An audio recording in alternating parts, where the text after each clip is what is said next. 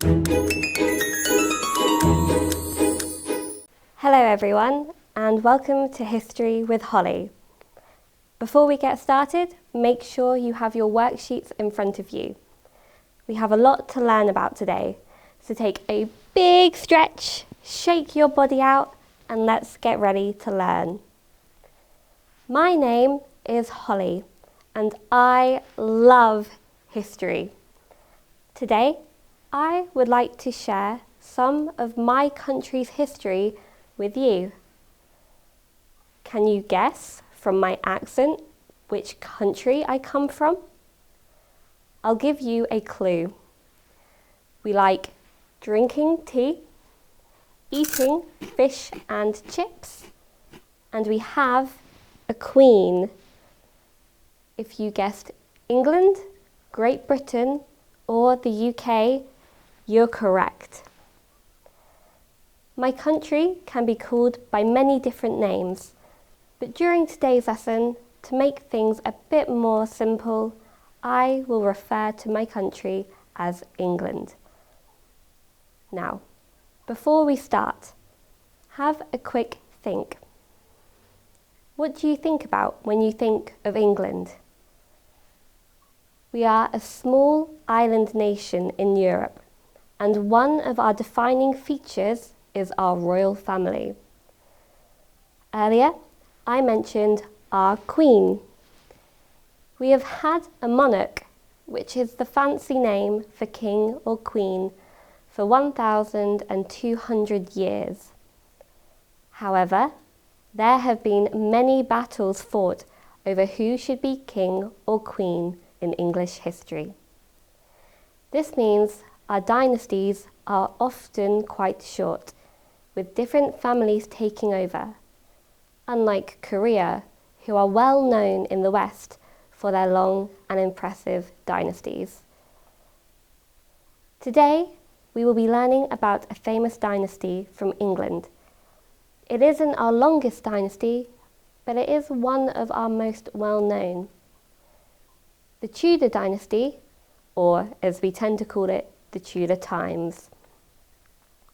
The Tudor times are the years between 1485 and 1603. In Korea, it would have been at the time of the Joseon dynasty. Our countries looked very different, but they shared many similarities. There were lots of developments in both of our countries, including industry, art, and our relationships with religion. But how similar do you think they were? Let's do a quick quiz. I will show you a picture of something from the Tudor times. It will either be from the UK or from Korea. On your worksheet, look at activity 1. Put a circle around which country you think it is. You will be given 10 seconds to answer the questions. After 10 seconds, I will show you the answer. For example, look at this jar. It is made from porcelain. Do you think it's from Korea or England? That's right, it's from Korea. Korea was far more advanced than England when working with porcelain at the time. Make sure you have the worksheet with activity 1 in front of you. Circle your answer. Let's go. Question 1. Is this from Korea or England?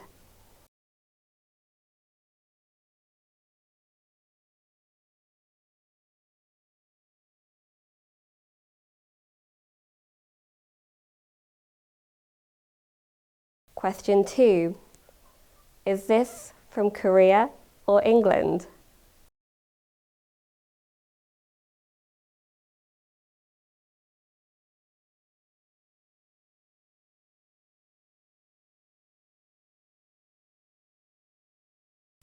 Question 3.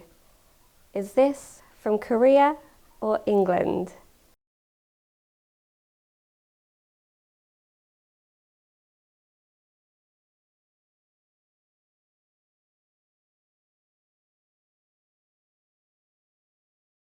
Question 4. Is this from Korea or England?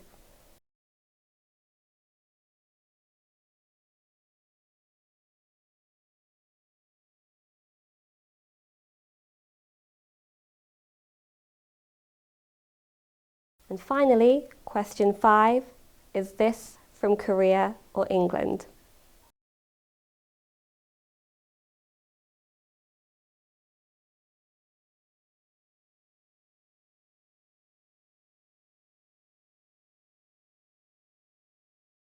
That's the end of the quiz. How many did you get right?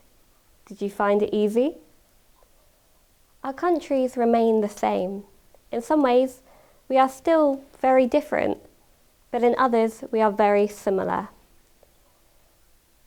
Today, we are going to learn about some of the famous people from the Tudor times. First, we will learn about one of our most famous kings who had 6 wives. Then, we will learn about a man who added thousands of words to the English language. And finally, we will learn about the queens who ended the Tudor times. Divorced, beheaded, died. Divorced, beheaded, survived. This is a famous rhyme that you will hear in many schools in England. But can you guess what it's about? Divorced, beheaded, died. Divorced, beheaded, survived. This is King Henry VIII. He was the second Tudor king after his dad, who was also called Henry. He was only 18 when he became king. He loved music, dancing, and sport, especially archery and jousting. In a lot of ways, he was like a teenager we could expect to meet today in England. King Henry VIII loved to party, and he didn't like being told what to do. As the king, he was the most powerful man in the country. There was only one person who could overpower him: the Pope. The Pope is the leader of the Catholic Church. He lives in Rome. At the time, people in England believed in the Catholic Church and followed what the Pope said to do, including Henry. Henry got married to a woman called Catherine of Aragon. He really, really wanted to have a son so that his son could be king when he died. Sadly for Henry, Catherine of Aragon gave birth to a daughter. He was so upset. He wanted a son. He spoke to the Pope and demanded that he should be able to get a divorce. A divorce is when a married couple splits up and goes back to their lives before they got married. The Pope said, "No, it is against the rules of the Catholic Church." But can you remember what I said about Henry earlier? He doesn't like being told what to do. So, what do you think he did? Do you think he said, "Okay, Pope, I will stay married"? Or, "No way, Pope, I will do what I want"? Of course, he said B. He will do what he wants. So, King Henry VIII told the country that he was now in charge of the church. The country no longer followed the Catholic Church rules, but the Church of England rules.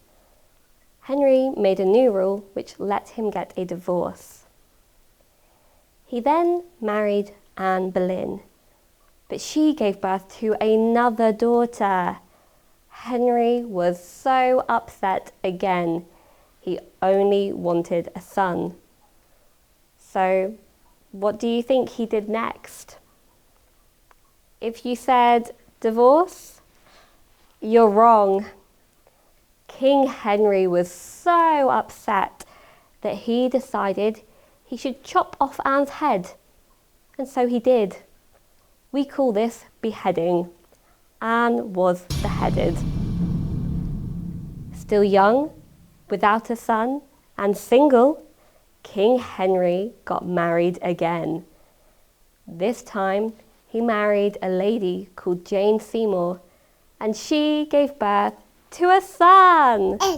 Finally, Henry was so happy. But then she died. Henry was so upset. Divorced, beheaded, died. King Henry decided that he should get married again. He married Anne of Cleves, but he didn't like Anne, so he divorced her. Next, he married Catherine Howard, but he didn't like her either, so he chopped her head off too. Finally, he married Catherine Parr, but he was old now and died before he got a chance to do anything terrible to her. Divorced, beheaded, survived. That is the story of the rhyme. Divorced, beheaded, died. Divorced, beheaded, survived. Look at activity 2 on your worksheet. King Henry VIII married lots of women with similar names. Can you remember which wife suffered which fate? On your worksheet, you have the rhyme. I will give you the names of each queen and a hint. Match the right queen to the right word in the rhyme. You have 4 minutes to complete the activity. Try and write their full names. Ready, set, go.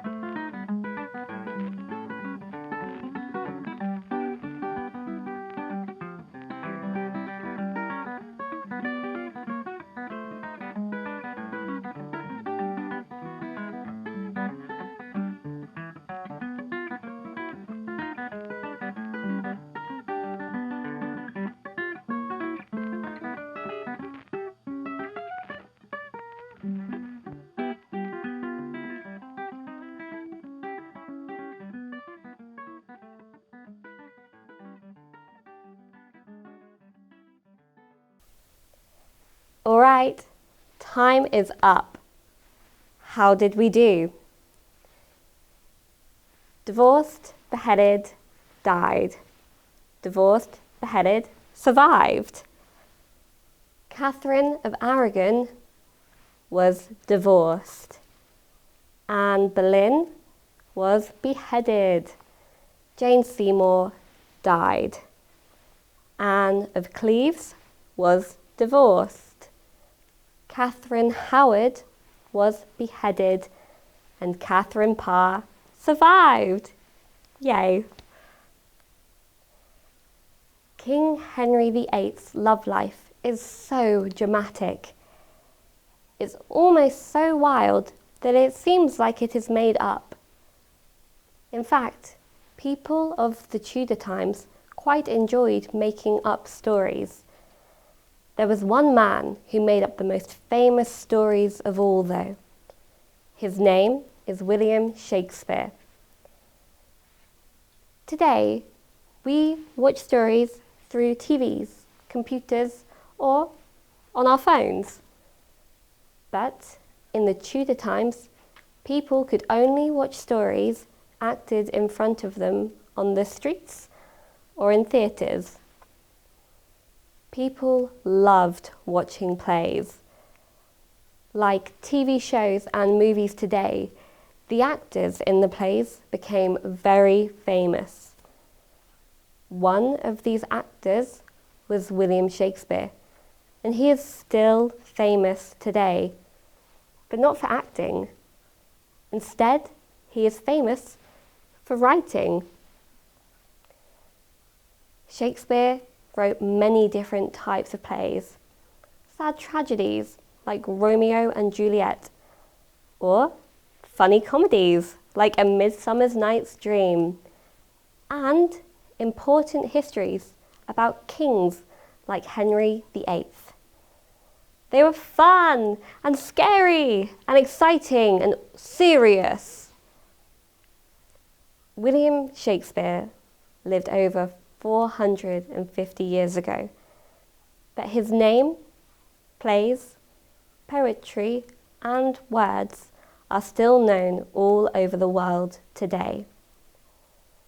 Students learn about him at school and at university.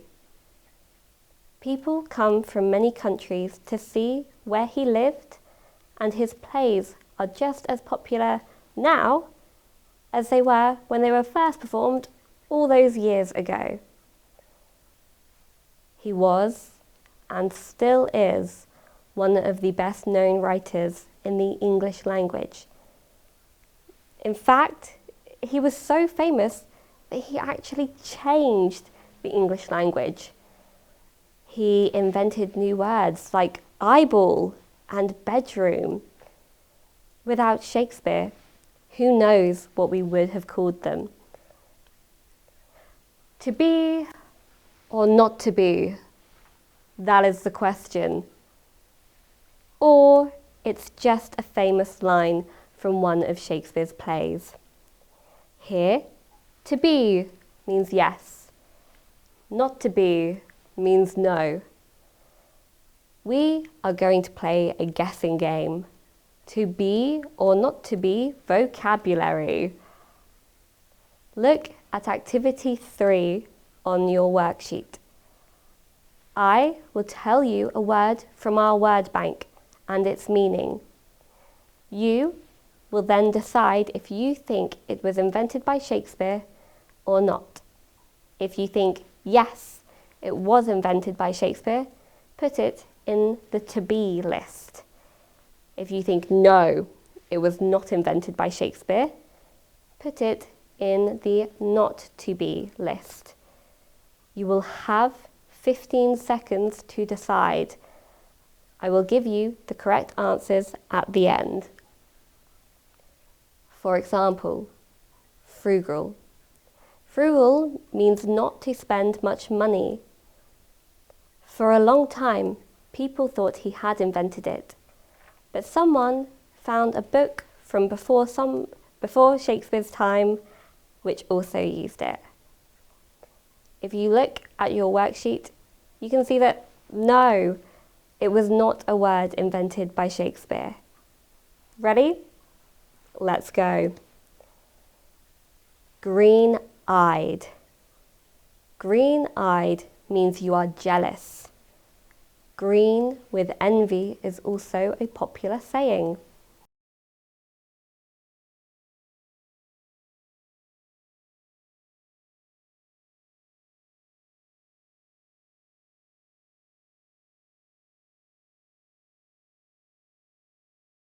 Fashionable. Fashionable means you dress well and have good style.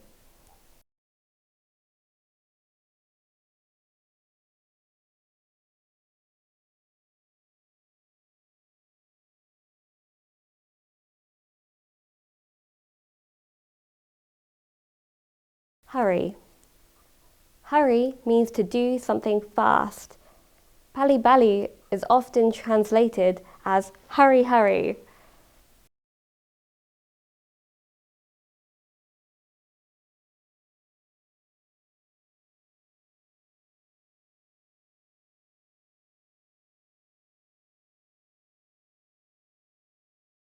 Elbow. Elbow means to hit something or someone with your elbow.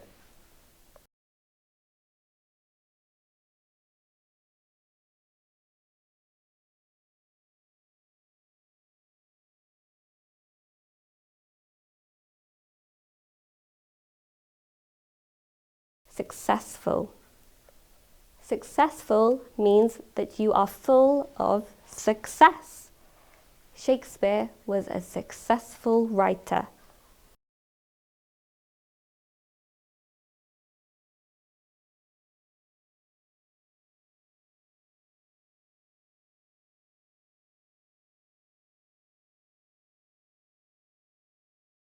Traditional. Traditional means something is the same as it was in the past. For example, hanbok is traditional clothing.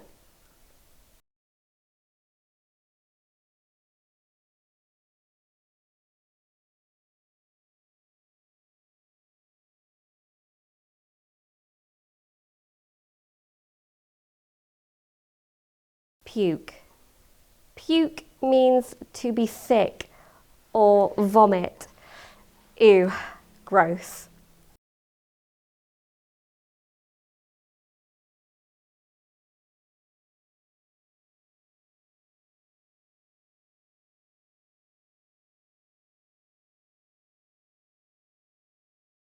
Bedroom. Bedroom is the room where we sleep.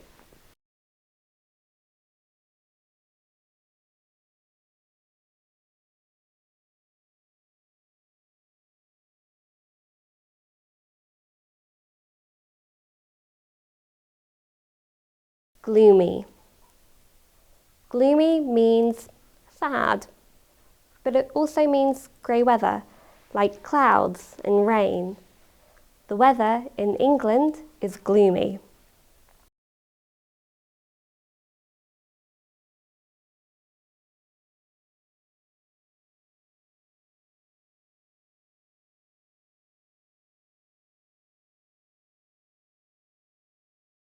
Alright, that's all of our words.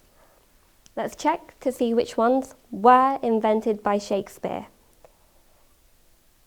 Shakespeare did invent green-eyed, fashionable, elbow, successful, traditional, bedroom, and gloomy. These aren't the only words he invented. It is believed that he invented over 1,700 words.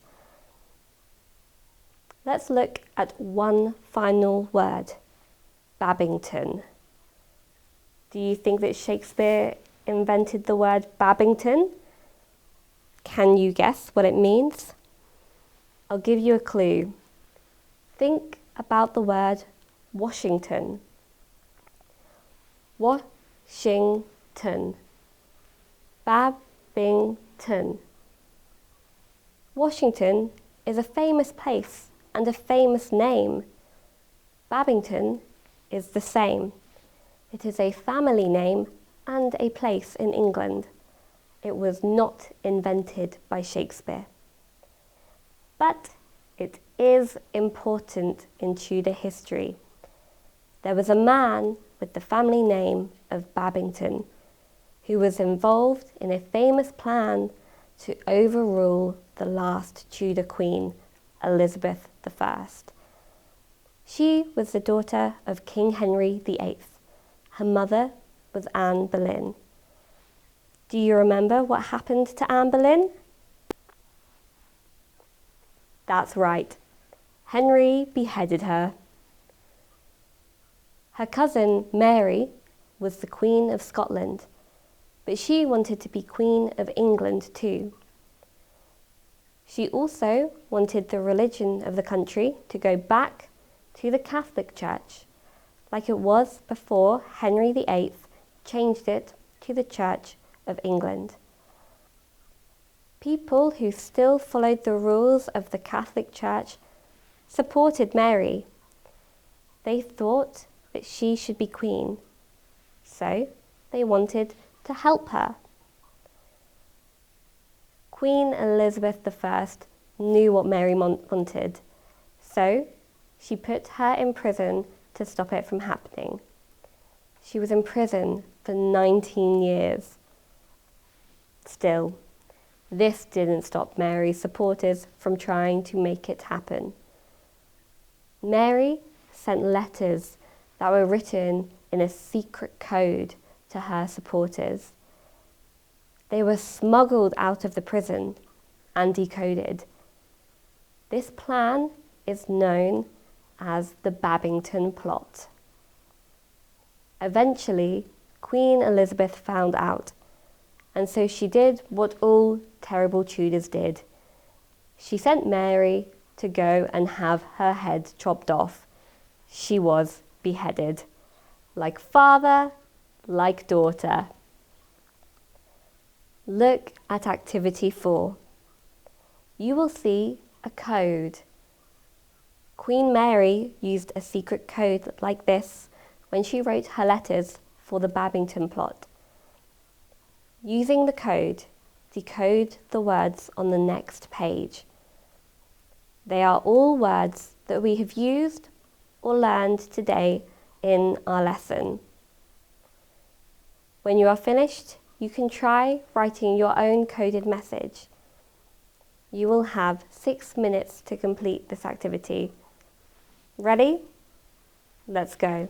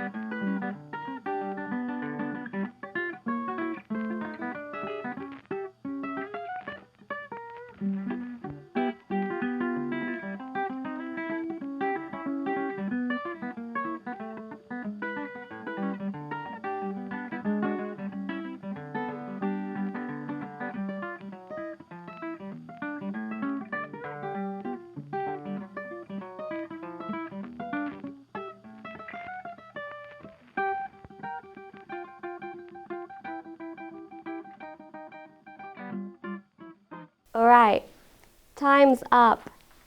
Let's check our words. We should have gloomy, Queen, the Tudors, England, and Shakespeare. Did you get them all? So, what have we learned today? We have learned that the Tudors were indeed terrible, but they are some of the most interesting people in English history. We think of them fondly in England. Hundreds of years ago, England and Korea didn't know much about each other, but today we realize how much we have in common. Learning about each other's history is a great way to understand our differences. In the words of William Shakespeare, parting is such a sweet sorrow. Or, in simple English, I am sad to go. I hope you have enjoyed learning about England just as much as I have loved sharing it.